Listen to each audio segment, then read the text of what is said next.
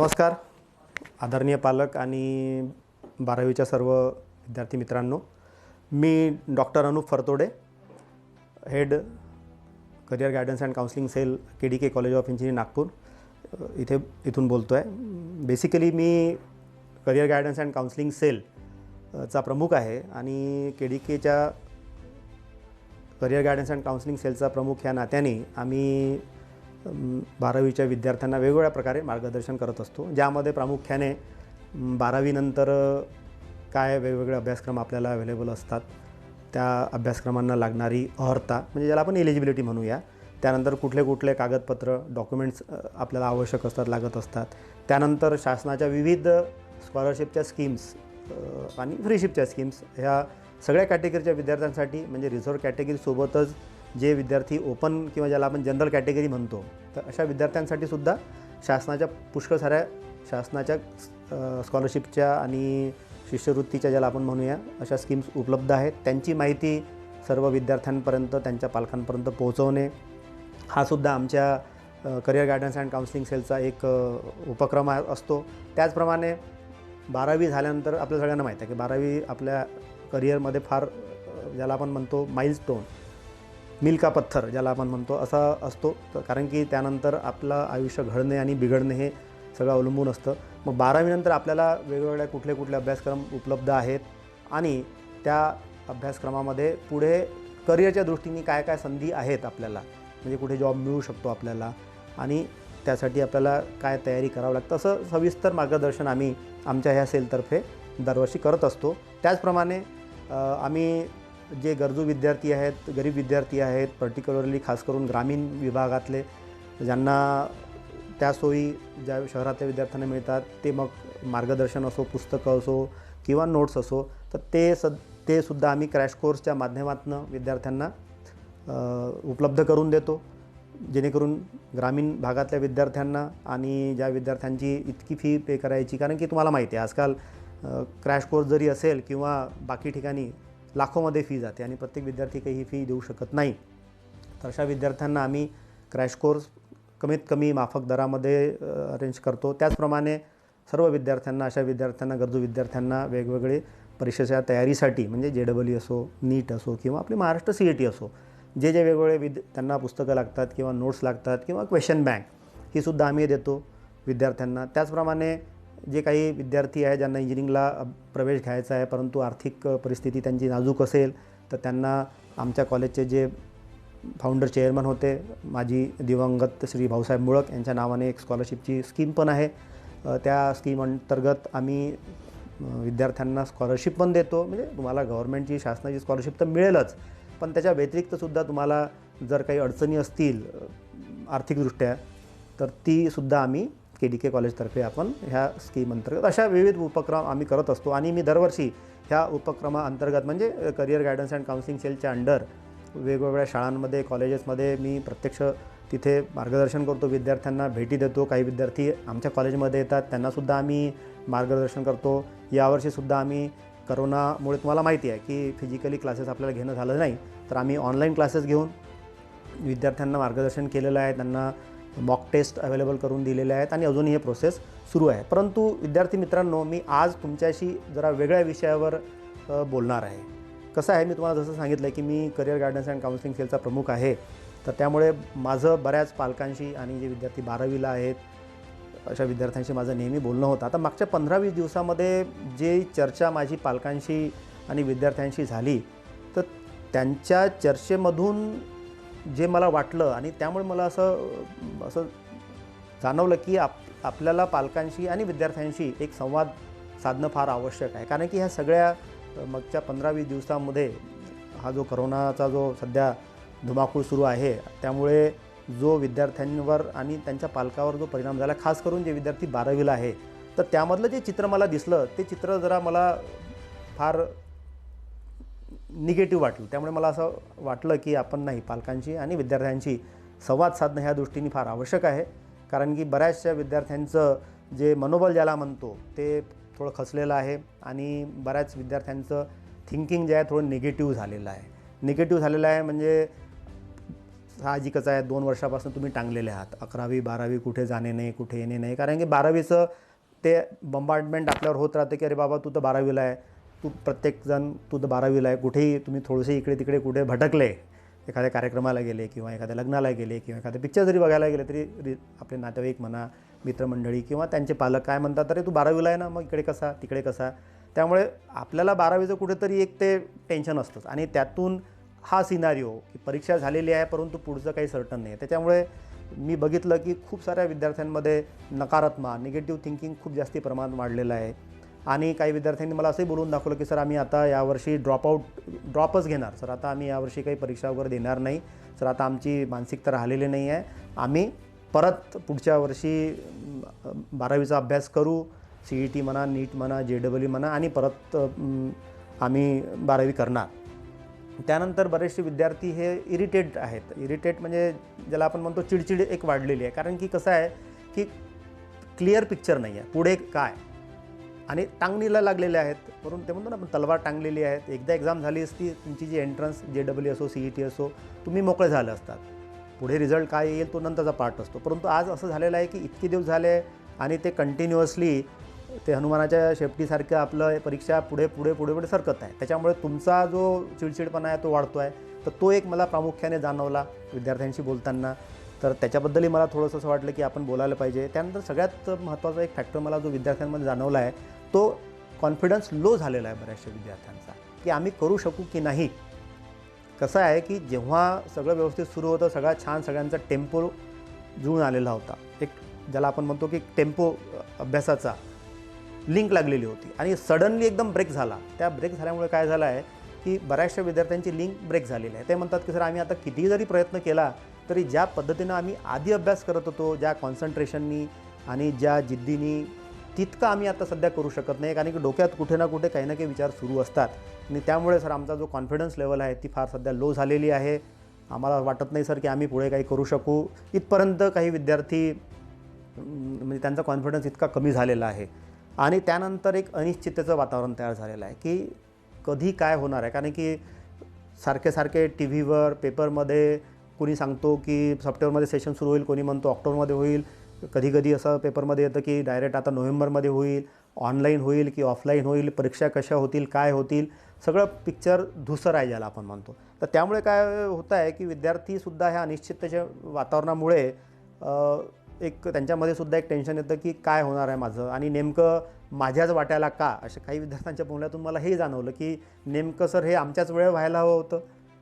मी 12वीला असताना पुढच्या वर्षी झालं असतं तर म्हटलं बाबा रे, पुढच्या वर्षी दुसरी बॅच असती 12वीची, हा विचार जर तू करशील तर त्यांनी पण तोच विचार केला असता. तर हे सगळं चित्र जेव्हा मी बघितलं तेव्हा मला असं वाटलं की नाही, आपल्याला अशा विद्यार्थ्यांशी आणि त्यांच्या पालकांशी आपल्याला निश्चितच संवाद साधला पाहिजे. आणि एक काउन्सलर म्हणून माझ्या काही तुम्हाला टिप्स आहेत. मला माहिती आहे तुम्ही म्हणाले की सर टिप्स देणं फार सोपं असतं, जिस पे बीतती है उसको मालूम पडता है.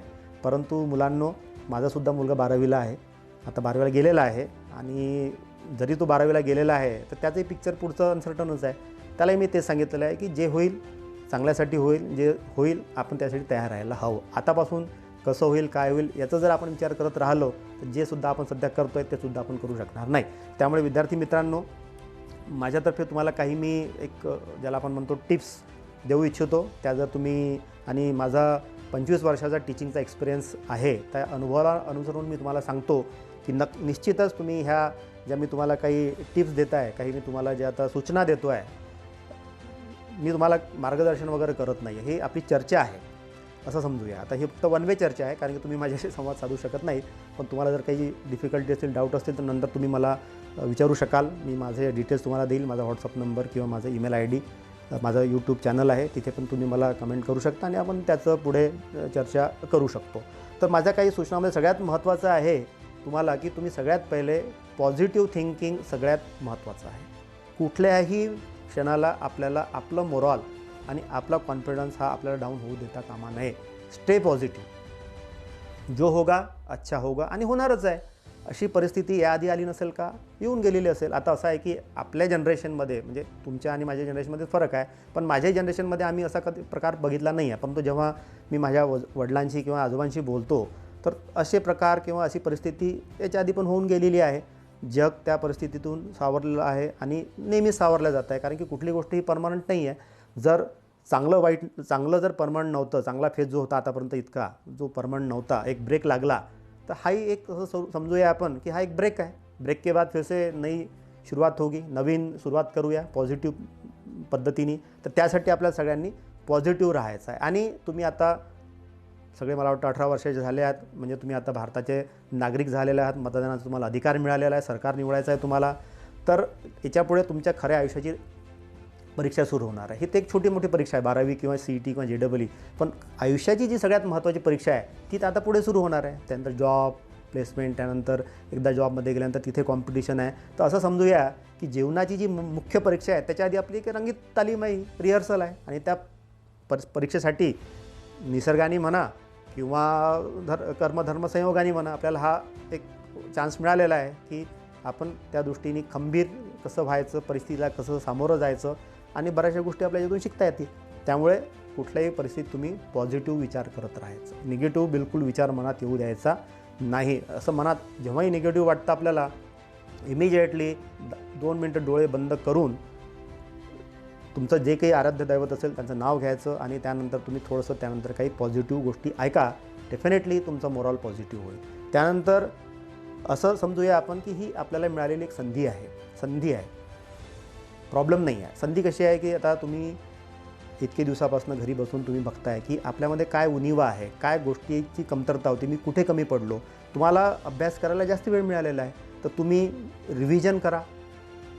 त्यानंतर जुने पेपर्स जितके तुम्हाला सॉल्व करता येईल तितके सॉल्व करा. बऱ्याचशा कॉलेजेसतर्फे, बऱ्याचशा संस्थांतर्फे विद्यार्थ्यांसाठी ऑनलाईन परीक्षा सुरू आहेत.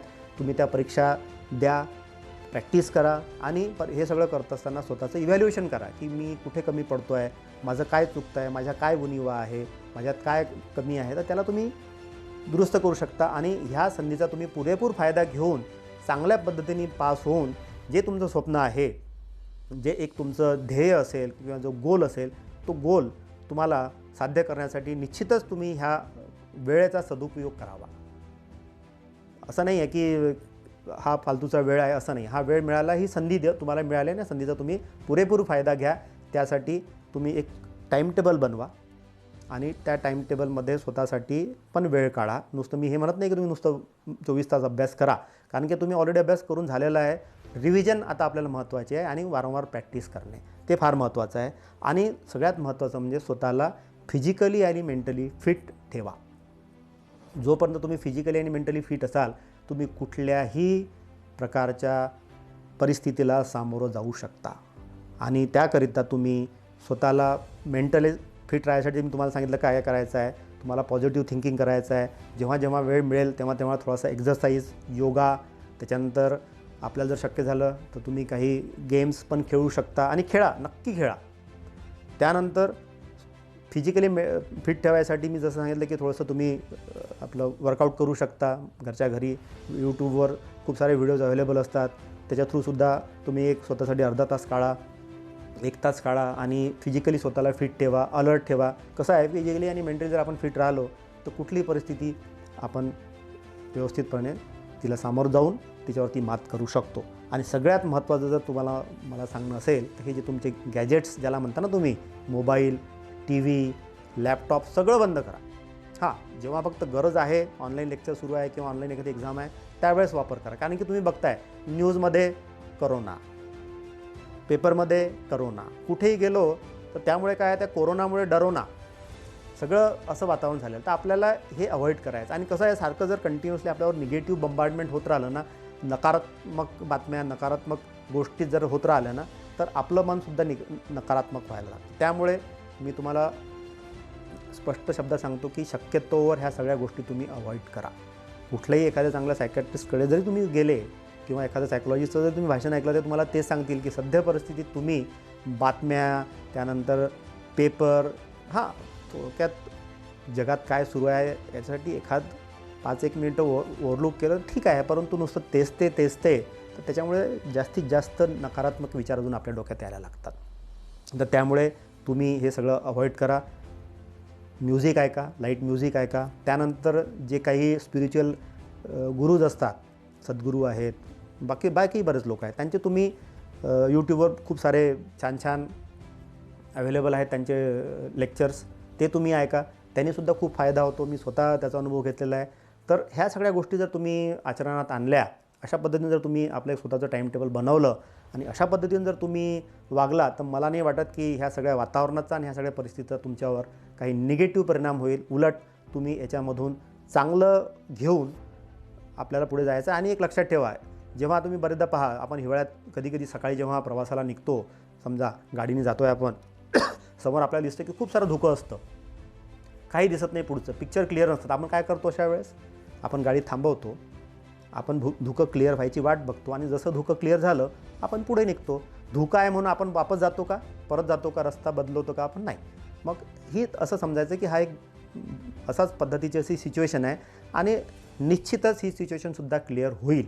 आपण सगळेच लोक त्या पद्धतीने प्रयत्न करताय. लवकरात लवकर लस पण येणार आहे आणि येणाऱ्या काळामध्ये परत सगळं जग पूर्वीसारखं होईल. थोडासा वेळ लागेल, त्यामुळे तुम्हाला थोडंसं पेशन्स तुम्हाला ठेवायचं आहे. त्यामुळे विद्यार्थी मित्रांनो, तुम्ही जर सगळ्या ह्या काळज्या घेतल्या तर तुम्हाला कुठल्याही परिस्थितीत कुठल्याही प्रकारची नकारात्मकता येणार नाही, हा माझा कॉन्फिडन्स आहे. आणि हाच कॉन्फिडन्स तुम्हाला स्वतःमध्ये पण डेव्हलप करायचा आहे.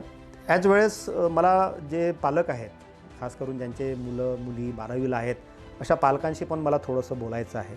मी सुद्धा एक पालक आहे आणि मी ती परिस्थिती समजू शकतो की कुठल्या परिस्थितीत सध्या पालक आहेत. कारण की पालकसुद्धा विद्यार्थ्यांसोबत ते पण सिच्युएशनमध्ये अडकलेले आहेत. कारण की 12वीचं वर्ष फार महत्त्वाचं असतं, त्यामुळे आईवडीलसुद्धा जातीने लक्ष घालतात मुलांच्या अभ्यासाकडे आणि त्यासाठी ते स्वतः पण सॅक्रिफाईस करतात. तर आम्ही बघतो, घरचा टी व्ही बंद करतो आपण मुलांसाठी, आपणसुद्धा मनोरंजन आणि हे जायचं कुठं अवॉइड करतो, हे करतो. त्यामुळे ते सुद्धा इक्वली हे आहेत, परंतु ते तुम्हाला दाखवत नाही. त्यामुळे माझा पालकांना हेच आहे की पालकांनीसुद्धा पॉझिटिव्ह राहायचं, स्वतः पण पॉझिटिव्ह राहायचं आणि मुलांना पण सारखं त्यांना प्रोत्साहन द्यायचं आहे, त्यांना पॉझिटिव्ह ठेवायचं आहे.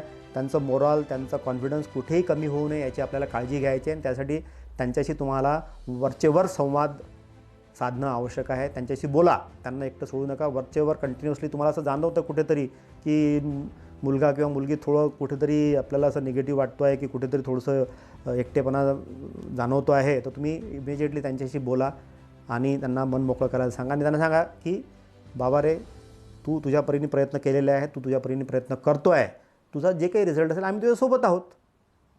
हा एक जर तुम्ही कॉन्फिडन्स त्यांच्यामध्ये निर्माण केला तर त्यांना फार मदत होईल. आणि सगळ्यात महत्त्वाचं म्हणजे आपल्या मुलांसमोर कुठल्याही प्रकारे निगेटिव्ह ज्या गोष्टी आहेत, कोरोनामुळे जो आता बऱ्याच ठिकाणी पगाराचे प्रॉब्लेम झालेले आहेत, अनएम्प्लॉयमेंट झालेलं आहे, काही ठिकाणी सॅलरी रेग्युलर होत नाही आहे, खर्च कसे हे करायचे, अशा गोष्टी जर तुम्ही विद्यार्थ्यांसमोर केल्या तर त्याचासुद्धा विद्यार्थ्यांवर परिणाम होतो. म्हणून माझी एक रिक्वेस्ट सर्व पालकांना अशी राहील की शक्यतोवर ज्या गोष्टींमधून निगेटिव्ह, जसं तुमचं फ्रस्ट्रेशन असेल, असं असू शकतं. कारण की एक पालक म्हणून काय प्रॉब्लेम आहेत हे मला माहिती आहे. सध्या परिस्थितीमुळे जे फायनान्शियल प्रॉब्लेम्स आलेले आहेत आणि शेवटी एक पालक म्हणून ही सगळी जबाबदारी आपलीच राहणार आहे. विद्यार्थ्यांना आपल्या मुलांना शिकवायची आणि पाल्याला पुढे हे करायची. परंतु त्या बाबतीत ज्याही निगेटिव्ह आहे, पत्नीशी बोला, खाजगीत बोला, परंतु शक्यतोवर विद्यार्थ्यासमोर ह्या सगळ्या गोष्टी आपल्याला अवॉइड करायच्या आहे, जेणेकरून त्यांच्यामध्ये निगेटिव्हिटी वाढणार नाही. त्यांना मोटिवेट करा आणि त्यांना सरळ सांगायचं की त्यांच्यासोबत तुम्हीसुद्धा शक्य झाल्यास रेग्युलर योगा करा, प्राणायाम करा, एक्सरसाइज करा. आणि त्यांना पण तुम्ही मोटिवेट करा की काय सारखं तू घरात बसलो आहे, थोडा वेळ बाहेर जाऊ नये म्हणजे पूर्ण काळजी घेऊन, कोरोनाच्या संदर्भात जी आपल्याला काळजी घ्यायची आहे ते घेऊन जवळपास थोडंसं फ्री गार्डन असेल जवळपास, तिथेसुद्धा फिरू शकतो. तुम्ही पण त्यांना काही एक्सरसाइज करून घेऊ शकता, योगा करा, प्राणायाम करा आणि कंटिन्युअसली त्यांना मोटिवेट करा. आणि त्यांना खेळासाठी पण प्रवृत्त करा, पण मोबाईल गेम नाही, फिजिकल गेम, ज्याच्यामुळे तो मेंटली आणि फिजिकली फिट राहू शकेल. आणि त्यांना रेग्युलर वेळ अभ्यास करायसाठी एक टाईम टेबल तुम्ही त्यांना आखून द्या. ज्या टाईम टेबलमध्ये त्यांच्यासाठी तुम्ही थोडंसं मनोरंजन पण ठेवा, थोडासा खेळाचा पण वेळ ठेवा, थोडासा जनरल डिस्कशन, एक ग्रुप सगळे मिळून फॅमिलीचे सगळे मेंबर एकत्र बसलेले आहेत, डिस्कस करताय, असं पण तुम्ही म्हणजे खेळीमेळीचं वातावरण तुम्ही घरात ठेवायचा प्रयत्न करा. आणि असं जर सगळं आपण काळजी घेतली तर मला नाही वाटत की विद्यार्थ्यांचा जो मोराल आहे किंवा त्यांचा जो कॉन्फिडन्स आहे तो लो होईल, त्यांची पॉझिटिव्हिटी टिकून राहील. आणि ही जी वेळ आपल्या हा जो संधी मिळालेली आहे, हा जो गॅप मिळालेली आहे, गॅपचा आपल्याला सदुपयोग करायचा आहे आणि त्यांना तुम्ही नेहमी कॉन्फिडंट राहा. त्यांना सांगा की काही झालं तरी आम्ही तुमच्या पाठीशी आहोत, तुम्ही आपल्या परीने प्रयत्न करा, जो काही रिझल्ट येईल तो रिझल्ट आम्हाला मान्य राहील आणि त्या दृष्टीने आपण प्रयत्न करू. कारण की जगात सगळेच विद्यार्थी काही एकसारखे नसतात आणि सगळ्यांचे स्वप्न काही जे ध्येय असतं किंवा जे एक माझं ड्रीम गोल ज्याला म्हणतो आपण, सगळेच काही सचिन तेंडुलकर बनू शकत नाही. प्रत्येकाला जी परिस्थिती आहे त्याप्रमाणे ॲडजस्ट करायचं असतं. तुम्हीसुद्धा आपणही त्या परिस्थितीतून गेलेलो आहोत, त्यामुळे विद्यार्थ्यांना आपल्याला त्या पद्धतीने मार्गदर्शन करणं फार आवश्यक आहे. आणि दुसरा राहिला भाग, आता हा दोघांसाठी आहे, पालकांसाठी पण आहे आणि विद्यार्थ्यांसाठी पण आहे. तो आहे की येणाऱ्या काळामध्ये आपल्याला भरपूर अपॉर्च्युनिटीज राहणार आहे. आता जसं मी तुम्हाला सुरुवातीला म्हटलं, काही विद्यार्थ्यांनी मला म्हटलं की सर आम्ही ड्रॉप घेऊ यावर्षी, कारण की सर हे काय नेहमी अभ्यास करतो, मग परत एक्झामची डेट येते, आम्ही परत लिंक लागते, परत पोस्टपोन होतं आहे, परत अभ्यासाला लागतो आहे, परत पोस्टपोन होत आहे सर, त्याच्यामुळे आमचं कॉन्सन्ट्रेशन आणि आता आम्ही त्या physically and mentally we are not fit, आम्ही परीक्षा देऊ शकणार नाही सर. असं जर तुम्ही डोक्यात एकदा ठरवलं की मी हे करणारच नाही किंवा मी हे करू शकणारच नाही, तर त्याला कोणी काही करू शकत नाही. परंतु मी तुम्हाला सांगतो विद्यार्थी मित्रांनो, सध्या परिस्थितीत एक वर्ष महत्त्वाचं राहणार आहे. 1 वर्ष ड्रॉप तुम्ही घेतला, पुढच्या वर्षी जेव्हा तुम्ही 12वीला बसाल, महाराष्ट्रात साधारणतः 12 लाख ते 13 लाख विद्यार्थी दरवर्षी 12वीच्या परीक्षेला बसतात. म्हणजे तुमची कॉम्पिटिशन किती लोकांसोबत वाढली, 12 ते 13 लाख विद्यार्थी तुमचे कॉम्पिटिटर झाले पुढच्या वर्षी. आणि ह्या वर्षभरात येणाऱ्या ज्या संधी होत्या 4 वर्षांतर किंवा 3 वर्षांतर जेव्हा तुम्ही ग्रॅज्युएट व्हाल, त्या संधी तुमच्या हातातून निघून गेलेल्या आहे. आणि सध्या तसंही वातावरण असं आहे की रोजगाराच्या संधी फार कमी आहेत, कमी संधी राहील. अर्थात हा सिनारिओ काही वर्षांतर चेंज होईल, जसजसं वातावरण निवळत जाईल, जसजसं कोरोनावर आपण मात करू, लस आली एकदा की सगळं वातावरण परत पूर्वीसारखं होईल, परत सगळे रोजगार आणि डेव्हलपमेंट आणि ग्रोथ होत राहील. त्यामुळे तुम्ही बिलकुल ड्रॉप घेण्याचा विचार मनातून काढून टाका. येणाऱ्या काळामध्ये भरपूर आपल्याला अपॉर्च्युनिटी राहणार आहे, संधी राहणार आहे. तुम्हाला माहिती आहे की चायनामध्ये जे प्रकार झाले आहे त्यामुळे बऱ्याचशा कंपन्या तिथून निघून भारतात यायला तयार आहेत आणि मोस्टली ज्या कंपन्या आहेत त्या सॉफ्टवेअर रिलेटेड आहे, हार्डवेअर रिलेटेड आहे. त्यामुळे येणाऱ्या काळामध्ये इलेक्ट्रॉनिक्स अँड टेलिकम्युनिकेशन, कम्प्युटर ह्या क्षेत्रामध्ये, त्याचप्रमाणे इन्फ्रास्ट्रक्चरमध्ये सुद्धा भरपूर आपल्याला अपॉर्च्युनिटीज मिळणार आहेत, भरपूर साऱ्या संधी मिळणार आहेत. तर त्यामुळे तुम्ही त्या दृष्टीने बिलकुल फोकस करायचा आहे स्वतःला. त्यानंतर मागे मोदीजी आपले जे पंतप्रधान आहेत त्यांनी व्होकल फॉर लोकल हा एक जो मेसेज दिला आहे, त्यामुळे इंडिजिनियस म्हणजे भारतात उत्पादन करायचं, सगळ्या गोष्टीचं भारतातच सगळ्या गोष्टी निर्माण करायच्या आणि स्वदेशी ज्याला आपण एक म्हणू शकतो, तर त्या दृष्टीने सुद्धा वेगवेगळ्या रोजगाराच्या संधी त्यांनी जे पॅकेजेस जाहीर केले आहेत त्याच्यामुळे छोट्या छोट्या उद्योगधंद्याला सुरू करायला सुद्धा आपल्याला कमीत कमी व्याजावर फायनान्स मिळणार आहे. आणि येणाऱ्या काळामध्ये जी डिमांड आहे ती 100% राहणार आहे. त्यामुळे तुम्ही ह्या सगळ्या नकारात्मकतेला दूर ठेवा, स्वतःला पॉझिटिव्ह ठेवा, मिळालेल्या संधीचं सोनं करा आणि तुमचं जे ध्येय आहे, स्वप्न आहे, ते स्वप्न तुम्ही सत्यात उतरवा. त्यासाठी माझ्यातर्फे KDK कॉलेज ऑफ इंजिनिअरिंगतर्फे तुम्हाला सर्वांना शुभेच्छा. आणि तुम्हाला जर काही याच्या पुढे जर तुम्हाला माझ्याशी काही संवाद साधायचा असेल, काही बोलायचं असेल, तर माझा नंबर तुम्ही लिहून घेऊ शकता. माझा नंबर आहे 9860817501 किंवा माझा मेल ID आहे fartodeanup1710@gmail.com. याच्यावरती मला तुम्ही तुमचं जी काही क्वेरी असेल किंवा तुमची काही डिफिकल्टी असेल ते तुम्ही मला मेल करू शकता. आणि मला निश्चितच वाटतं आहे की मी जे आज तुमच्याशी संवाद साधला त्यामुळे तुम्हाला निश्चितच फायदा होईल. आणि तुम्हाला याच्या व्यतिरिक्त जर काही मार्गदर्शन माझ्यातर्फे लागत असेल तर त्यासाठी मी नेहमी तत्पर आहे. तुम्हा सर्वांना माझ्या खूप खूप शुभेच्छा. तुमचं येणारं पूर्ण आयुष्य पुढचं सुखमय आणि तुमचं सगळे स्वप्न साकार करणारं जावो, ही सदिच्छा. धन्यवाद.